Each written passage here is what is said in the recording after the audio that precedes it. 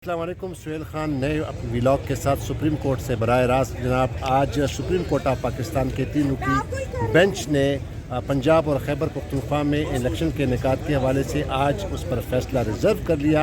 आज की जो दिलचस्प बातें हैं वो हम आपके साथ शेयर करेंगे। इस वक्त जो इस केस के जो मेन पिटिशनर हैं शुएब शाहीन साहब, वो मेरे साथ है और इस पर हम इसके साथ बात करेंगे कि आया अब जब कोर्ट ने ये फ़ैसला रिज़र्व कर लिया, ये फ़ैसला महफूज कर लिया, तो उनके बारे में, उनके ख़्याल में ये अब कोर्ट किस तरफ जाएगी। और आज जो ख़ास तौर पर जो इरफान कादर साहब को सुना अदालत ने और अटॉर्नी जनरल साहब को जो सुना, सेक्रेटरी डिफेंस आए हुए थे, सेक्रेटरी ख़जाना आए हुए थे, इसके बारे में आज हम थोड़ी सी बात आपके साथ करेंगे। तो शुएब साहब ये बताइएगा कि अब किस तरह देख रहे हैं आप, कल क्या फ़ैसला मुतवक्किल हो सकता है?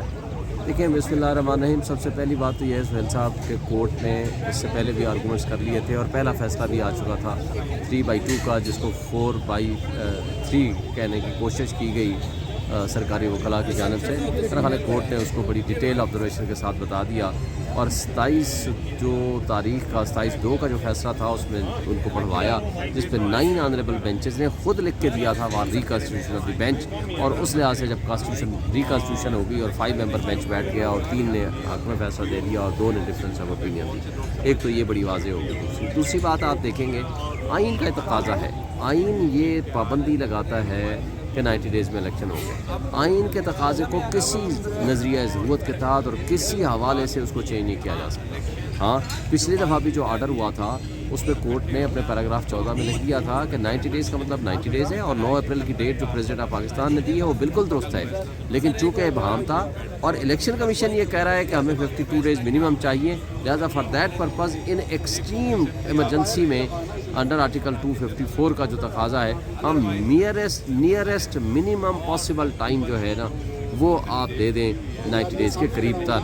और इलेक्शन कमीशन ने खुद कह दिया 30 अप्रैल का और उसके बाद प्रेसिडेंट ने वो डेट दे दी। मेरा ख्याल है आइन को अमल दरामद करते वक्त ये अदालत बिल्कुल यही फैसला करेगी कि 30 तारीख को इलेक्शन होने चाहिए और हम इस बात की उम्मीद रखते हैं। लेकिन शुएब साहब, आज जो सेक्रेटरी डिफेंस जो आए थे उन्होंने कहा, अदालत को कहा कि वो कुछ अदालत के साथ शेयर करना चाहते हैं लेकिन वो इन कैमरा सेशन करना चाहते हैं। और कोर्ट ने तो उनसे जो पूछा कि आप ज़रा हमें जनरली बात बताएं कि आपके पास क्या ऐसे प्रॉब्लम्स हैं, कुछ मुश्किलात हैं जिसकी वजह से ये 8 अक्टूबर तक ये इंतखाबात चले गए हैं। देखें, ना तो सेक्रेटरी ख़जाना ने कोई रीज़नेबल बात की है, ना ही वो जस्टिफाई कर सके, ना ही अदालत को मुतमईन कर सके, ना ही सेक्रेटरी दिफा कोई ज़रूरी बात कर सके। मुझे ये बताएं, फ़र्ज़ कर लेते हैं कि जनाब अब नहीं होता, 8 अक्टूबर को होगा, अभी तो सिर्फ एक सूबे की बात है ना। एक सूबे में तो आप पंजाब में KPK से, सिंध से, बलूचिस्तान से, GB से, आप आज़ाद कश्मीर से फोर्सेस मंगवा सकते हो जो वहाँ उसकी सिक्योरिटी करेंगे।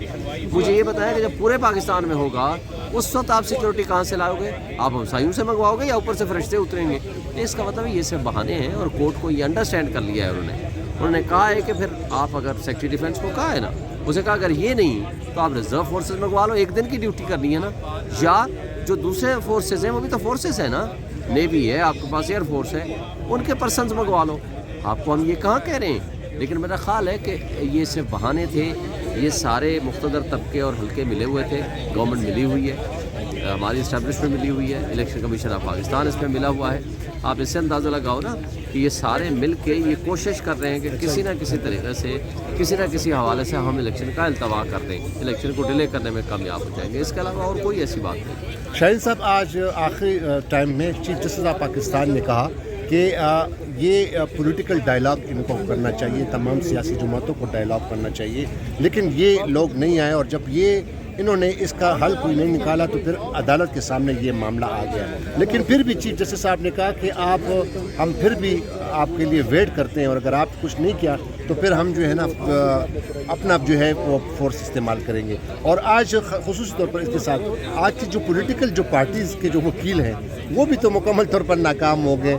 उन्होंने कोर्ट को कहा, चीफ जस्टिस साहब ने उनको कहा कि भाई आपने कल जो है एलामिया जारी किया है कि हम इस 3 मुख्तलिफ बेंच पर आदम एतमाद है, तो फिर आप हमारे सामने क्यों पेश हो रहे हैं? इस पर ज़रा रोशनी डालिए। देखिए, जो पॉलिटिकल पार्टीज़ का स्टांस था वो बहुत ही मुज़ाहका खेज़ था, तौहीन आमेज़ था, अदालत को प्रेशराइज़ करना और ब्लैकमेल करना मकसद था। جس کو عدالت نے از خود سمجھ کے ان کو کہا کہ جب ایک طرف آپ بائیکاٹ کا کہتے ہو، ایک طرف آپ نو ٹرسٹ کرتے ہو، تو پھر کس حیثیت میں ہمارے پاس آرگومنٹس کرنے آتے ہو. اور یہ بہت اچھا فیصلہ کیا انہوں نے، تاکہ ان کو ایک اسٹرانگ میسج جائے کہ آپ عدلیہ کی توہین بھی کریں، عدلیہ کو پریشرائز بھی کریں، ان کو بلیک میل بھی کریں، اور پھر ان کے پاس ریلیف لینے بھی پہنچ جائیں.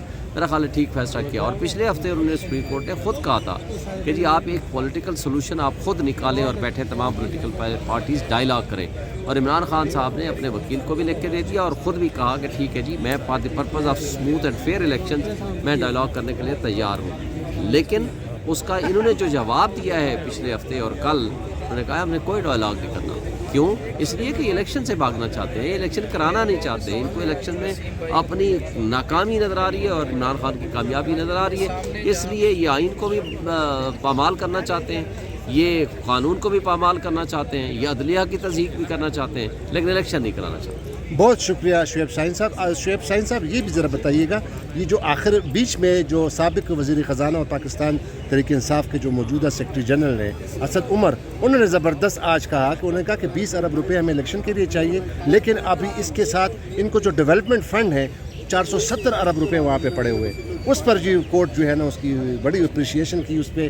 جو آپ نے کہا کہ وزیر جو سیکرٹری خزانہ ہے وہ بھی تو آئے بائے شائع کرتا رہا، اس نے بھی کوئی خاص وہ نہیں دیا. دیکھیں وزارت خزانہ نے چیزیں چھپانے کی کوشش کی، لیکن اسد عمر صاحب نے، ان کو چونکہ ایکسپیرینس بھی تھا اور وہ فائنانس منسٹر بھی رہے ہیں، تو انہوں نے آ کر کے پوری تفصیل کے ساتھ جب بیان کر دیا ہے تو میرا خیال ہے کہ ان کے پاس سیکرٹری فائنانس کے پاس کوئی جواب دینے کو نہیں تھا. دیٹ واز دی ریزن کہ کورٹ نے ان کو اپریشیٹ کیا. بہت شکریہ شعیب شاہین صاحب، تھینک یو ویری مچ. تو جی ناظرین، اب سپریم کورٹ آف پاکستان کے 3 رکنی بینچ نے اب الیکشن کے پنجاب اور خیبر پختونخوا میں الیکشن کے انعقاد کے حوالے سے کل تک فیصلہ محفوظ کر لیا ہے. ہو سکتا ہے کہ رات کو پھر یہ اس کی ٹائمنگ کے بارے میں آ جائے کہ کل بروز منگل سپریم کورٹ آف پاکستان کا یہ 3 رکنی بینچ کب فیصلہ صادر کرے گا. یہ تو اور اس کے ساتھ ساتھ جو ہے اب زیادہ جس طرح شعیب شاہین صاحب نے کہا کہ یہ تمام جو حکومت ہے اور حکومت کے جو تمام جو اسٹیک ہولڈرز ہیں، یہ ان کا ایک بہانہ تھا کہ وہ الیکشن نہیں کرانا چاہتی، وہ الیکشن سے ڈرتے ہیں، الیکشن سے خوف زدہ ہیں. تو اب دیکھنا یہ ہوگا کہ کل سپریم کورٹ آف پاکستان کا 3 رکنی بینچ اس پر کیا فیصلہ سناتا ہے. ایک اور ویڈیو میں دوبارہ آپ کے سامنے آ دوں گا، لیکن نئے دیکھنے والوں سے میرے ناظرین سے التماس ہے کہ میرے اس چینل کو ضرور سبسکرائب کیجیے. خدا حافظ. پاکستان زندہ باد.